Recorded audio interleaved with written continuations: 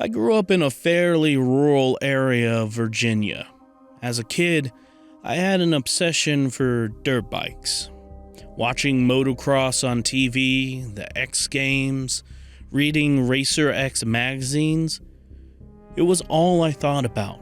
So, when my mom and dad bought me my first dirt bike one Christmas, I was ecstatic. From that moment, my days were consumed with riding that thing. As soon as I got home from school until sundown, you can bet I was in the woods riding. Right behind my parents' house was a huge expanse of woods. There was a trail that ran virtually the entire length of our neighborhood.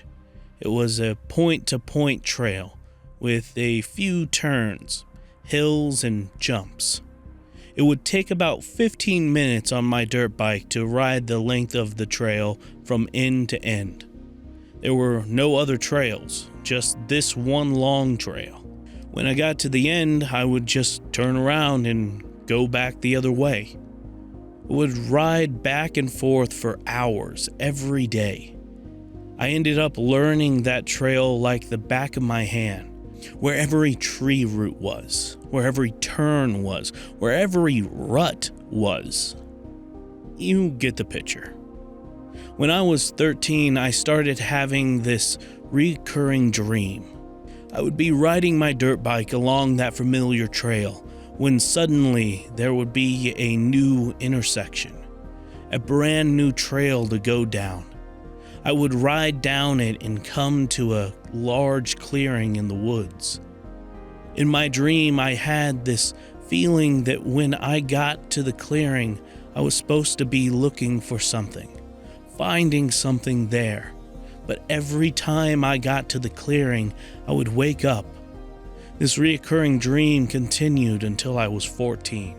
I left my house one afternoon, hopped on my dirt bike, and began another afternoon of riding back and forth on the trail. I rode for around an hour when it happened. I was heading up a small hill, mindlessly at this point. Coming over the hill, I saw the intersection. I locked my rear brakes, causing the rear end to slide sideways slightly. I couldn't believe my eyes. Was this real? I sat there for several minutes, my bike's motor idling, staring down the trail. 1,000 thoughts raced through my head. How was this possible? Was it always here? Looking down the trail, I couldn't see the end. It went straight for about 50 yards, but I couldn't make out what was at the end. It was as if I couldn't focus on it clear enough. It was just a straight trail. It matched exactly what was in my dream. I decided not to go down it, almost not believing it was really there. I told myself that if it was there again tomorrow, then I'll go down it.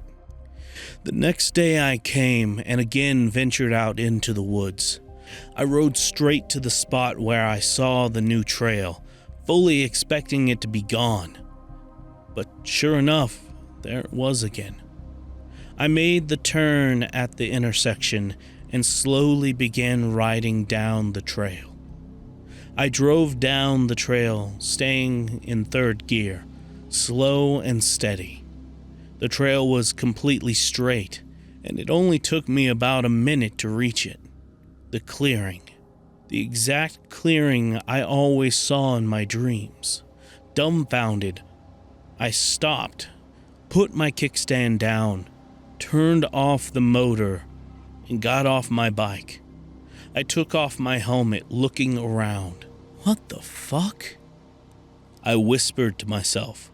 The clearing itself was a perfect circle, around 50 feet in diameter.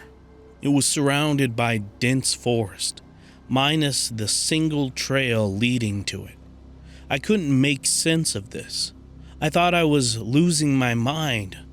I walked around the circle, confused, contemplating what it all meant, and looking around for answers. I began to feel an eerie feeling, as if I was being watched, a feeling of dread and danger. I felt as if I was suddenly somewhere I was very much not supposed to be. "Fuck this," I said. I threw my helmet back on, not bothering to buckle it, and I kick-started my dirt bike, bringing life back to the motor. I peeled back down the trail, shifting gears and hauling ass back home. I rode for a few minutes when it hit me. Why the hell is it taking so long to get back? It took less than a minute to reach the clearing. Yet I've been riding down this trail for what it felt like was several minutes, and hadn't met back up with my familiar trail. I started to panic, getting disoriented. I told myself maybe I'm going the wrong way. I knew it didn't make sense, but I was willing to try anything to get out of there. I spun the bike around, and within 10 seconds I made it back to the clearing. "Fuck!" I said. I peeled around again, back down the trail. Again I rode and rode, never making it back to the intersection. I stopped, got back off my bike, feeling defeated, confused and scared. I threw my helmet and collapsed next to a tree, sobbing. On my knees, I let out a frustrated and terrified scream. I sat there, trying to think of what to do. I'm not sure how long I sat there for. It felt like hours. I could see the sun dropping in the sky, the woods getting dimmer. I started to feel like I was never going home. I closed my eyes and somehow, probably out of mental exhaustion, fell asleep with my back against a tree. I'm not sure how long I slept for. I woke up immediately, jumping to my feet, wildly looking around and quickly gathering my bearings. The sun was shining brightly, and I was back on the trail. My trail. My blessed, familiar trail. The intersection and the new trail was still there, but I was out. Quickly, I jumped on my bike, riding it as fast as I could to get home. I had no idea how long I was gone for, and thought my parents would probably be worried sick. Exiting the woods by my house, I parked my bike and ran inside. "Hi, honey," my mom said. "I'm sorry. I don't know what happened. I lost track of time." I managed to get out. "Well, it's only been an hour. I'm surprised you're already back inside," my mom said. I stood there, mouth agape, staring at my mom. "You okay?" my mom asked, a look of concern growing on her face. I forced out an awkward smile. "I'm fine, just not feeling well." I went to my room, a million questions running through my mind. I spent the next few days confused, replaying every moment through my head. I wanted to just make sense of everything, to have some logical reason, but there just wasn't one. I devised a plan that, looking back, was incredibly stupid. But I couldn't live with not knowing what the hell happened to me in those woods. My dad was a bit of a tool connoisseur. Any tool, hardware, rope, bungee cords, he was your guy. Among his collection, he had a giant spool of polypropylene rope, around 600 feet of it. I decided I was going to use that rope, tie it to the tree at the intersection, and then ride back down the trail to investigate. The rope would serve as my lifeline, helping guiding me back when I was ready to leave. That day I went back out. Getting to the trail intersection, I tied one end of the rope around my waist and used several bungee cords to tie the spool to a tree, giving me slack but staying secured to the tree. I headed back down the trail, feeling a new boost of confidence and determination.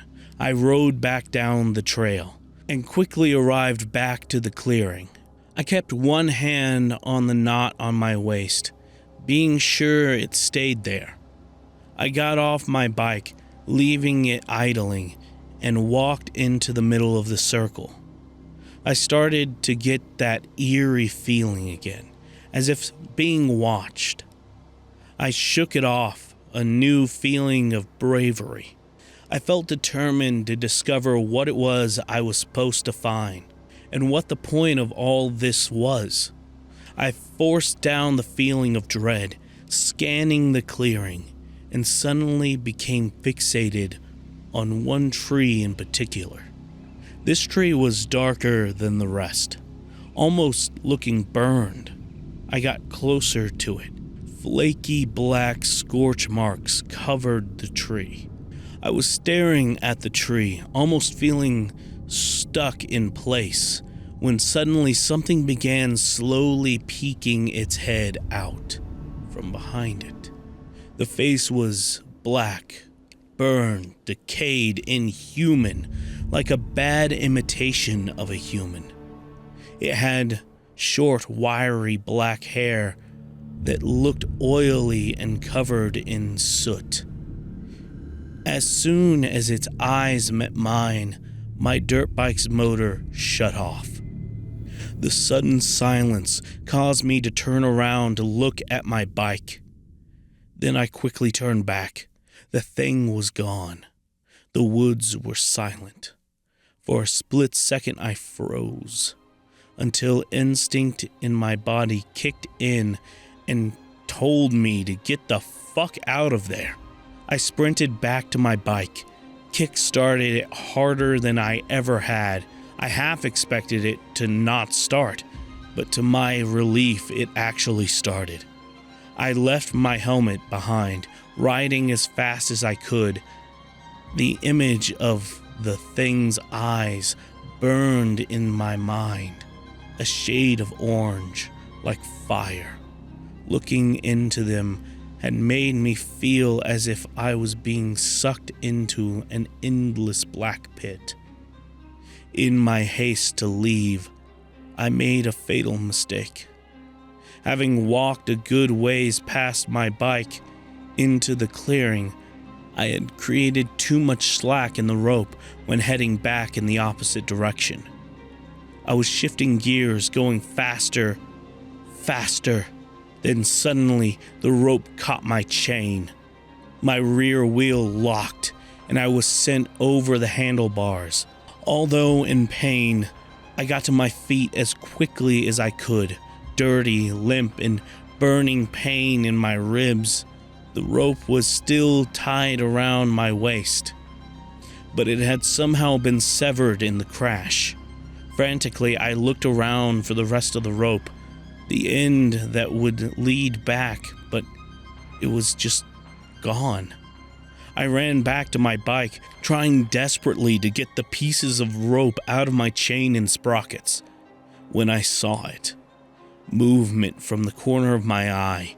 I stopped, frozen, looking in the direction of the movement. I saw more movement again, out of the corner of my eye. It was as if it was anticipating my moves, staying just out of sight, darting between trees. I took off running down the trail, abandoning my bike. My adrenaline was pumping, and I knew I was running for my life. I then spotted the yellow rope, the beautiful yellow rope. Yes! I screamed, running as quickly as I could toward it, following it to salvation. But the rope began retracting, dragging on the ground, back up the trail. No! I screamed, running as fast as I could toward it. I ran after it, as it seemed to run away from me. I was hoping to see the intersection, praying to see the intersection. And then I did. I reached the intersection crying, heaving, trying and failing to catch my breath. For a second, I felt pure relief for making it out alive. But I noticed something.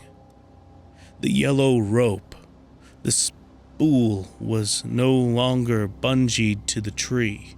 The rope now led behind the tree.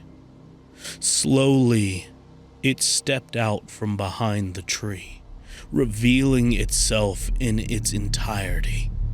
It was the thing from the clearing. The woods went silent. A feeling of pure dread came over me. It had the look of pure malice in its gaze, and a terrible smile as it continued to gather up the rest of the yellow rope. I was frozen in fear. I felt as if I was in ice water. I couldn't catch my breath, couldn't scream. I can only describe what I saw as a distorted imitation of a human, black, charred, its form twisted and contorted into a grotesque mockery of life. Its eyes were pools of endless dark, devoid of empathy or humanity, gleaming with an ancient predatory intelligence. It began to move toward me, slowly. Its steps were silent, as if the ground itself recoiled from the touch of its feet. The air around me grew cold and carried the stench of decay. With each movement, its body shifted and rippled, as if it was struggling to contain its own shape. Its presence filled me with overwhelming dread. Its voice was a twisted mixture of a whisper and a scream. I felt as if its gaze seeped into my mind, into my very being, turning my thoughts into twisted and nightmarish desires. As it approached closer and stood over me, I knew I was going to die. Everything went black. I woke up back on my familiar trail. The intersection was gone. The rope was gone. No trace of anything was left. In shock and in pain, I walked back home. In the end, I told my parents I had crashed my dirt bike and wasn't strong enough to push it back home. My dad went back into the woods to look for it, but never found it. I didn't care. I was never going to touch another dirt bike for the rest of my life. Since then, everything has felt different. I felt like something was missing in me, as if that thing took something from me. I felt unable to enjoy anything, unable to have relationships, unable to care. I couldn't sleep. I didn't feel tired. I couldn't feel anything. I didn't know what to do. I just felt like a shell. That Christmas, my family and I were getting ready to leave for a Christmas tree farm, an annual tradition that used to bring me excitement. My parents were trying their best. They saw the change in me. Everyone did. Putting on brave faces, my parents asked me if I was excited to pick out our tree. I wasn't excited. I couldn't be excited about anything anymore. Sure, I said, trying my best to sound convincing. Before we left, my dad was digging in the garage, looking for something. "Hey, bud, have you seen my yellow rope?" The question sent me into a flashback of full terror, leaving me screaming, sobbing, and begging for help, begging for it to stop. From then on, I spent years in and out of therapy and institutions. I'm an adult now, but I've never shaken the feeling of pure emptiness. I've decided I'm going back to my childhood home, back to that familiar trail that I can still remember like the back of my hand. If the intersection is there, I'm going down it. I'm going to kill that thing and get back the piece of myself it took. If it kills me, taking the rest of me, so be it. Either way, I'm going to be free of this.